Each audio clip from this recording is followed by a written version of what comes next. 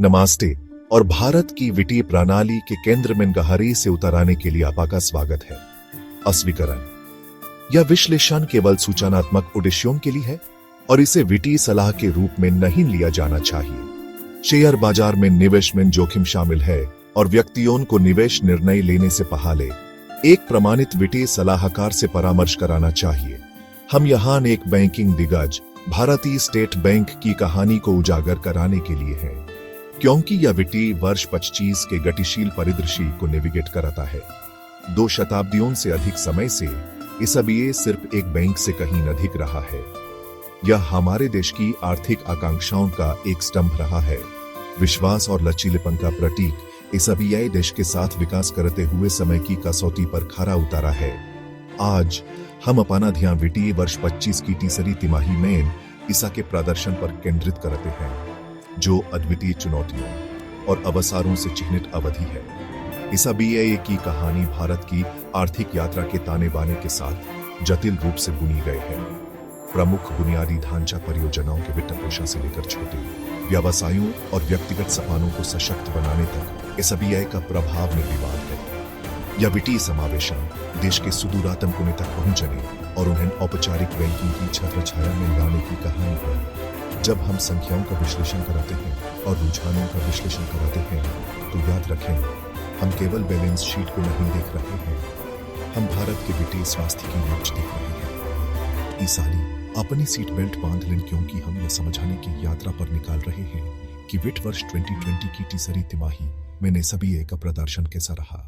प्रत्येक जहाज, चाहे वह कितना भी भवी क्यों न हो, यूसी समुद्र में यात्रा करनी होती है जिस पर वह चलाता है। एसबीआई के लिए वित्त वर्ष 2015 की तीसरी तिमाही के व्यापक आर्थिक माहौल ने लहारों का अपना सेट प्रस्तुत किया। विश्व स्तर पर हमने देखा कि ब्याज दरें लगातार ऊपर की ओर बढ़ रही हैं। ईसा ने लगातार मुद्रास्फीतिकारी दबावों के साथ मिलकर दुनिया भर में बैंकों के लिए एक जटिल वातावरण तैयार किया।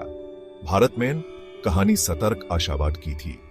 जबकि मुद्रास्फीति एक चिंता का विषय बनी हुई है, भारतीय अर्थव्यवस्था ने अपने कई वैश्विक समकक्षों से बेहतर प्रदर्शन करते हुए लचीलापन प्रदर्शित किया है।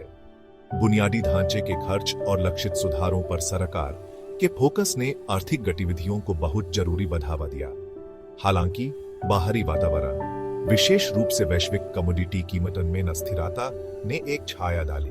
यह वह पृष्ठभूमि है जिसके आधार पर हमें एसबीआई के प्रदर्शन का आकलन कराना चाहिए, एक अशांत लेकिन आशाजनक आर्थिक समुद्र। अब आइए अपना ध्यान मामले के मूल पर केंद्रित करें। वित्त वर्ष 25 की तीसरी तिमाही में एसबीआई का वित्तीय प्रदर्शन और शीर्षक सकारात्मक है। एसबीआई ने बाजार की अपेक्षाओं से अधिक लाभप्रदता में वृद्धि दर्ज की।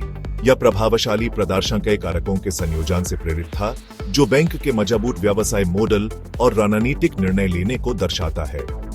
तिमाही के लिए शुद्ध लाभ में उल्लेखनीय उछाल देखा गया, जो उभरते अवसरों को भुनाने और अपने जोखिमों को प्रभावी ढंग से प्रबंधित कराने की बैंक की क्षमता का प्रमाण है। यह वृद्धि कुल राजस्व में स्वस्थ वृद्धि से प्रेरित थी, जो मुख्य रूप से ब्याज आय में वृद्धि से प्रेरित थी।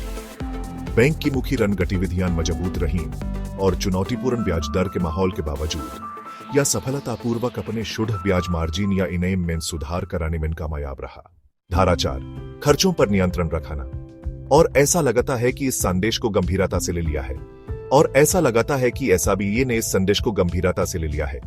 बैंक ने परिचालन दक्षता के प्रति अपनी प्रतिबद्धता दिखाते हुए वित्तीय वर्ष की तीसरी तिमाही में अपने खर्चों पर सख्त नियंत्रण बने रखा।